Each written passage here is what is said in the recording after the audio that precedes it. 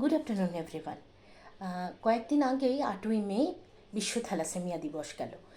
ওই দিনকে কিছু বলে উঠতে পারিনি আপনাদের জন্য, আজকে চেষ্টা করছি কয়েকটা ইনফরমেশন যেগুলো রোজ ফেস করি, মনে হয় বড় দরকার আপনাদের জন্য, সেগুলোই বলার চেষ্টা করছি।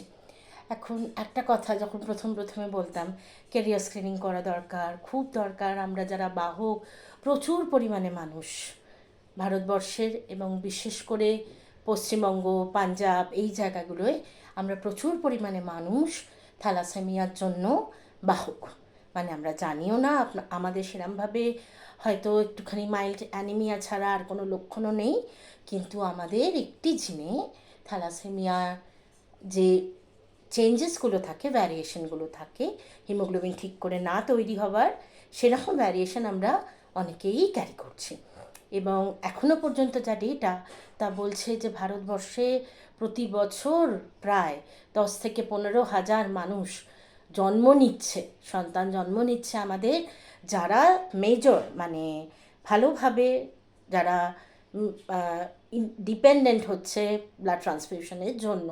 সুতরাং দুদিক থেকে যদি যায়, আপনারা হয়তো এইটা বারবার আমরা বলছি সবসময়, হয়তো জানেন যে আমরা বাবা এবং মা দুজনেই যদি ক্যারিয়ার হই, সেক্ষেত্রে প্রত্যেকবার প্রেগন্যান্সিতে সন্তানের থ্যালাসেমিয়া আক্রান্ত হবার সম্ভাবনা 25% প্রত্যেকবার প্রেগন্যান্সিতে।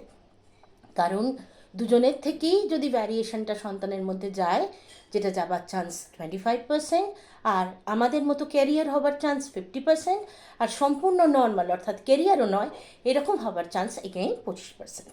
এটা কিন্তু প্রত্যেকটা প্রেগনেন্সিতে আমরা যদি ক্যারিয়ার হই। তো আমার বাড়িতেই এই কোয়েশ্চেনটা আমাকে করা হতো, এই যে তোমরা অনেকগুলো ডিজিজেই বলছো ক্যারিয়ার স্ক্রিনিং করুন, তো কি করবে? একে অপরকে ভালোবাসে, পছন্দ করে, বিয়ে ঠিক হচ্ছে, তারা কি বিয়ে করবে না? নিশ্চয়ই করবে, কেন করবে না? কিন্তু তারা যেটা করতে পারে সেটা হচ্ছে তার আগত সন্তান যখন প্ল্যান করছে, তখন যদি তাদের কাছে এই নলেজটা থাকে, সেই ক্ষেত্রে সেইভাবে প্ল্যানটা করতে পারে। অর্থাৎ প্রিনেটালি চেক করে নিতে পারে যে সন্তান যে আসতে চলেছে সে কি ট্রান্সফিউশন ডিপেন্ডেন্ট হবে, অর্থাৎ রেগুলার ব্লাড দিতে হবে না সেটা দিতে হবে না। এই সংক্রান্ত আর একটা ভীষণ ইম্পর্টেন্ট তথ্য আপনাদেরকে আমি জানাতে চাই। সেটা হচ্ছে যে হিমোগ্লোবিন জিন যে তৈরি করে তার দুটো সাব ইউনিট থাকে, দুটো আলফা, দুটো বিটা। সাধারণত আমাদের এখানে আমরা যেটা পাই বিটা থ্যালাসেমিয়া, অর্থাৎ কিনা বিটা সাব ইউনিটটা ঠিক করে তৈরি হচ্ছে না, যার জন্য অক্সিজেন ক্যারি করতে পারছে না, সঠিকভাবে অক্সিজেনের সঙ্গে বাইন্ড করতে পারছে না হিমোগ্লোবিন, এবং সেটা শরীরের বিভিন্ন অঙ্গে পৌঁছে দিতে পারছে না। এটা আমাদের মূল সমস্যা। আলফা সাব ইউনিটে যদি সমস্যা থাকে, সেই ক্ষেত্রে তা যদি সন্তানের মধ্যে দুটো দিক থেকে যায়, সেক্ষেত্রে কিন্তু সন্তান সিভিয়ারলি এফেক্টেড হয় এবং অনেক রকমের সমস্যা তাদের হয়। সবসময় যে ঠিক মতনভাবে তারা জন্ম নিতে পারে তাও না, প্রিনেটাল ডেথও সেখানে হতে পারে। সুতরাং আমাদের এটা জানাটা কিন্তু খুব জরুরি। আমরা প্রথমে জানলাম যে আমরা হাজব্যান্ড এবং ওয়াইফ, আমরা বিটা থ্যালাসেমিয়া বা থ্যালাসেমিয়া, আলফা থ্যালাসেমিয়া, আমরা ক্যারিয়ার নই। এবারে যখন টেস্টিংয়ে যাব, প্রিনেটাল টেস্টিং, এটা আপনারা জানলে খুব অবাক হবেন, সব ক্ষেত্রেই কিন্তু প্রিনেটাল টেস্টিং দরকার হয় না। অর্থাৎ আগত সন্তান তার টেস্টিং, সেটা আমরা পেটে জল পরীক্ষা করে, অ্যামনিওসেন্টেসিস করে, অথবা কোরিওনিক ভিলি থেকে প্লাসেন্টা, যেটা দিয়ে মায়ের শরীরের সঙ্গে বাচ্চা কানেক্টেড থাকে, সেখান থেকে সামান্য স্যাম্পেল নিয়ে 10 সপ্তাহের পরে টেস্ট করে জানতে পারি, যেটাকে আমরা সিভিএস বলি। এই পরীক্ষাতে যাবার দরকার কিন্তু সবসময় পড়ে না। আমরা যখন এইচপিএলসি হিমোগ্লোবিন ইলেকট্রোফোরেসিস করে, নর্মালি আপনারা যে জানেন, আমরা সবাই জানি আমরা ক্যারিয়ার নই। ক্যারিয়ার হওয়া বা ট্রেট হওয়া, এই দুটো টার্ম আপনারা পাবেন, ট্রেট বা ক্যারিয়ার। এটা হওয়া মানেই আমরা দুজনে যদি হই, তার মানেই যে আমাদের প্রিনেটাল টেস্টিং লাগবে তা কিন্তু নয়। অ্যাকচুয়ালি এর প্রত্যেকটা ভ্যারিয়েশন, হিমোগ্লোবিন সিনথেসিসের যে ভ্যারিয়েশন আমরা ক্যারি করছি সেটা কি, তার উপরে কিন্তু অনেকাংশে নির্ভর করে যে আমাদের বাচ্চা যদি দুদিক থেকেও পায় ভ্যারিয়েশনটা, তারপরেও কি আমাদের যেতে হবে প্রিনেটাল টেস্টিংয়ে।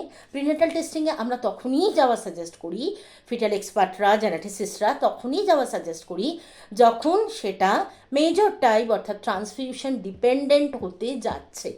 আদারওয়াইজ অনেকেই সেই আগত সন্তানকে নিয়ে আসতে পারেন, রেগুলার চেকিংয়ে রাখবেন এবং সেইভাবে রক্ষণাবেক্ষণ করবেন যাতে অসুবিধা না আসে বাচ্চার। সুতরাং সবসময় আমরা দুজন ট্রেট মানেই বাচ্চা আক্রান্ত হবে এটা নয়, যেটা আমাদের প্রথম বোঝা দরকারি। তার চান্স শুধুমাত্র 25%। এবারে হচ্ছে যদি যায়ও, আমার থেকেও গেল, আমার হাজব্যান্ডের থেকেও গেল, তাতেও যে তার সবসময় ব্লাড ট্রান্সফিউশন লাগবে, সেরকম সিভিয়ারিটি আসবে তা নয়। জেনেটিক ভ্যারিয়েশনটা কী আছে এটা জানাটা খুব জরুরি। এবং আমি বলবো আপনারা যদি বৈবাহিক সম্বন্ধে আবদ্ধ হন, এই ইনফরমেশনটা জেনে যে আপনারা দুজনেই ট্রেট অথবা কেরিয়ার, কেউ HBE ভ্যারিয়েন্ট, কেউ বিটা থ্যালাসেমিয়া ট্রেট, এগুলো কী অ্যাকচুয়ালি ভ্যারিয়েন্টগুলোকে আমরা ভাগ করি বিটা জিরো। বিটা জিরো মানে একেবারেই এখানে কিন্তু বিটাই সাব ইউনিট যেটা হিমোগ্লোবিনের তৈরি হচ্ছে না। বিটা প্লাস কিছু অংশে কিছুটা তৈরি হচ্ছে। তা দুদিক থেকেই যদি বিটা জিরো আসে, বাবার থেকে এবং মার থেকে, সেক্ষেত্রে কিন্তু ট্রান্সফিউশন ডিপেন্ডেন্ট হবারই কথা। একদিক থেকে বিটা জিরো, একদিক থেকে বিটা প্লাস, এখানে সিভিয়ারিটিটা বিভিন্ন রকমের হতে পারে, সেই অনুসারে আমরা আপনাকে সাজেস্ট করব। আবার একদিক থেকে অন্য দিক থেকেও এলো। একটা ভ্যারিয়েন্ট আছে যেখানে 69 নম্বর জায়গাটায় জি এর জায়গায় এ হয়ে যাচ্ছে। অ্যাকচুয়ালি এগুলো কীরকম ভ্যারিয়েন্ট বলুন তো? যেমন আমি আপনাকে বলছি PICK, পিক, কোনো জিনিসকে নেওয়া, ধরলাম, পড়লাম, পিক করলাম, পিটাকে পাল্টে দিন এস দিয়ে, SICK, সিক, অসুস্থ, মানেটা চেঞ্জ হয়ে গেল একটা অক্ষর পাল্টানোর সঙ্গে সঙ্গে। সেরকম আমাদের যে ডিএনএ কোডিং, সেখানে ATGC 0101 কম্পিউটারে যেমন থাকে, ডিএনএতে থাকে ATGC। এগুলো বিভিন্ন কম্বিনেশনে অ্যামিনো অ্যাসিড কোড করে এবং এই অ্যামিনো অ্যাসিড থেকে প্রোটিন সিনথেসিস হয়। এখানে যেমন হচ্ছে আমাদের হিমোগ্লোবিনে গ্লোবিন প্রোটিন সিনথেসিস হচ্ছে এবং সেটা আয়রনের সঙ্গে বাইন্ড করছে, আয়রনটা হচ্ছে হিম। তো তারপরে অক্সিজেনের সঙ্গে বাইন্ড করছে, যেভাবে যা কাজ করার, অক্সিজেন বিভিন্ন জায়গায় পৌঁছে দেওয়া শরীরের, সেই কাজটা করছে। সুতরাং এইখানে প্রোটিনটা ঠিক করে তৈরি হওয়াটা জরুরি। যদি বাবা এবং মা উভয় দিক থেকে আমরা HBE ভ্যারিয়েন্টটা পেয়ে থাকি, সেখানে কিন্তু অক্সিজেন ক্যারিং ক্যাপাসিটিটা সেইভাবে অ্যাফেক্টেড হয় না, যার জন্য আমরা অনেক সময় বলি যে দরকার নেই, এটা তোমরা রাখো, প্রিনেটাল টেস্টিংও অনেক সময় করা হয় না।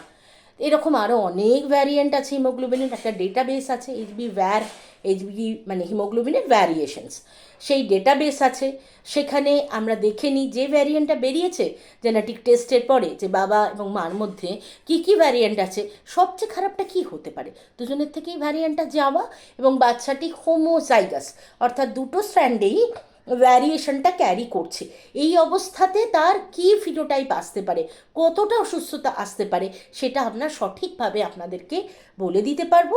এবং আদৌ কি আপনাদের বাচ্চা পেটে যখন বড় হচ্ছে তখন টেস্টের দরকার কি দরকার নয় বলে দিতে পারবো। সুতরাং সবার আগে স্ক্রিনিং করান। স্ক্রিনিং করবার পরে যখন আপনারা কনসেপশনের প্ল্যানিং করছেন, তখন প্রি কনসেপশন স্টেজে আপনাদের দুজনের কাপলের আপনারা জেনেটিক ভ্যারিয়েশনটা কী আছে সেটা দেখুন এবং ফিটাল এক্সপার্ট জেনেটিসিস্টের কাছে যান, তারাই আপনাকে সঠিক গাইডেন্সটা দিতে পারবে। সুতরাং ভয় নয়, দরকার সচেতনতার টেস্টিংয়ের। নমস্কার।